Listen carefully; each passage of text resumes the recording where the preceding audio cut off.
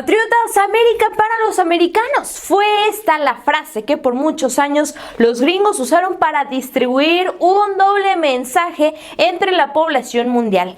Ha sido la bandera ideológica que le ha permitido a Estados Unidos meterse en los asuntos de todo el continente, con la excusa de ser ellos los salvadores del paraíso latino, de ser el hermano mayor o inclusive, como decimos en México, sentirse el papá de los pollitos.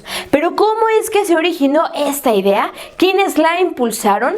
¿Qué repercusiones ha traído para nuestra patria grande? Yo soy Carolina García y te invito a que te quedes aquí en la Patria Grande y conocer lo que tengo que contarte.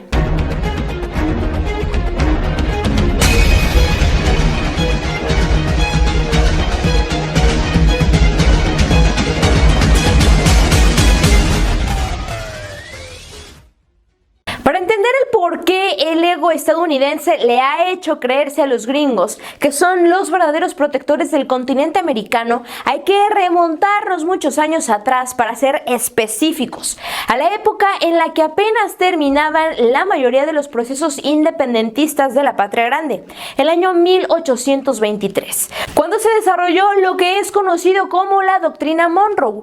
Pues fue en ese año en el que el presidente de los Estados Unidos, el señor James Monroe, declaró que cualquier invasión o intervención realizada en el continente americano sería considerado como una hostilidad directa a los Estados Unidos. En sus discursos, el presidente Monroe aseguraba que si cualquier nación se atrevía a interferir con la libertad de los países que ocupaban el continente americano, se vería obligado a utilizar la potencia militar de Estados Unidos para entrar en un conflicto directo con la nación invasora. Todos estos discursos de Monroe terminaron por sintetizarse en la frase América para los americanos. Y la verdad suena bastante bien. Inclusive se puede decir que James Monroe intentaba ponerse la capa del héroe y no solo ganarse a la gente de Estados Unidos, sino a la del continente entero. Pero bueno, como dicen por ahí, del dicho al hecho hay mucho trecho. Y en esa época, aunque Estados Unidos estaba en un momento de mayor potencia que varios imperios europeos y que el resto del continente americano,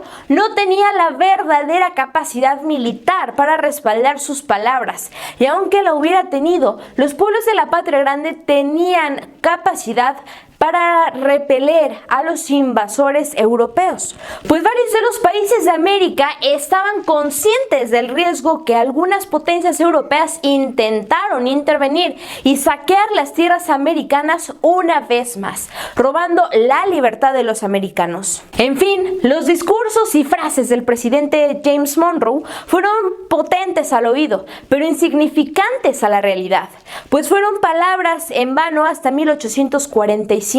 Cuando en lugar de ser una verdadera doctrina de unión y empatía entre los países de América, las oraciones pronunciadas por Monroe se transformaron en una doctrina imperialista que lo único que conseguiría es transformarse en la condena del resto del continente americano. Utilizando el falso estandarte de América para todos y buscando cumplir con las ambiciones expansionistas de los yanquis, fue el presidente James Polk quien, con fecha del 2 de diciembre de 1945, retomó las poderosas palabras que algún día dijo Monroe, pero la razón por la que lo hizo fue muy diferente a la que el expresidente Monroe tenía originalmente. James Polk planeaba utilizar este discurso para motivar los movimientos separatistas de Texas, buscando que los tejanos abandonaran el territorio de México y eventualmente se unieran a Estados Unidos. Pero las acciones de James Polk no se resumieron solamente a retomar el discurso de Monroe y darle un enfoque contrario, sino que también comenzó a operar con la finalidad de conseguir anexar a Texas al territorio yanqui.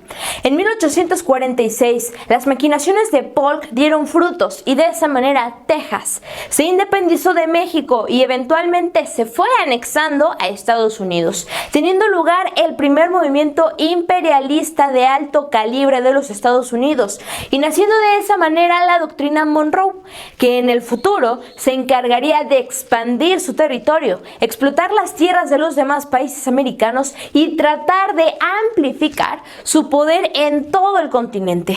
Ya no suena tan bonito, ¿verdad? Esto sin mencionar que la amenaza a las potencias europeas que algún día hizo el presidente James Monroe fueron casi completamente ignoradas, pues los europeos sí que volvieron a intervenir en territorio mexicano, y en la gran mayoría de los casos Estados Unidos se mantuvo al margen y fueron los pueblos libres de América Latina los que lograron expulsar a los invasores extranjeros. Para dar algunos ejemplos posteriores a 1824, que fue cuando Monroe prometió proteger América y demás patrañas, podemos comenzar con la intervención británica en las Islas Malvinas, llevada a cabo en el año 1833 y que ocupó las islas y que hasta la fecha sigue siendo causa de disputa en las cortes internacionales. Esto sin mencionar que ocasionó un conflicto bélico entre el Reino Unido y Argentina.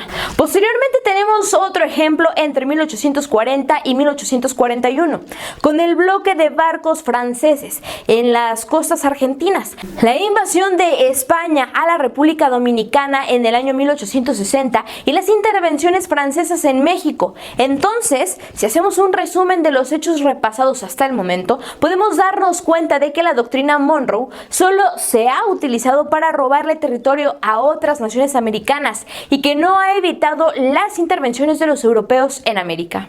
Me encantaría que ese fuera el final de la historia, pero lamentablemente anexarse Texas fue solo la primera movida del hambriento gobierno estadounidense, decidido a saciar sus ambiciones, transformándose en un auténtico monstruo imperialista. Esta vez los gringos entraron en guerra con México y para 1948 le robaron a la nación azteca más de la mitad de su territorio, una auténtica locura. Posteriormente tenemos el complot que dio inicio a los conflictos bélicos entre España y Estados Unidos, que terminó por darles el control de Puerto Rico e incluso el de Cuba por un tiempo, además de otras regiones inusuales. Ahora viajaremos al año 1880, cuando la doctrina Monroe fue utilizada una vez más, esta vez para justificar la intervención de Estados Unidos en los canales interoceánicos de América. El presidente Rutherford dijo lo siguiente: para evitar la injerencia de imperialismos extracontinentales en América, los Estados Unidos debían ejercer el control exclusivo sobre cualquier canal interoceánico que se construyese.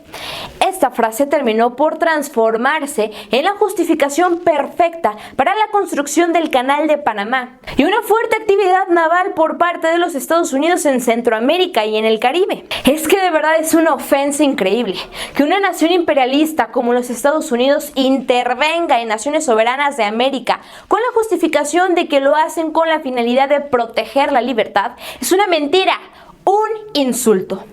Pero lo que es realmente peor es que la doctrina Monroe permanece vigente hasta el día de hoy, pues Estados Unidos sigue interviniendo en diversas naciones de América con la justificación de velar por los intereses del continente.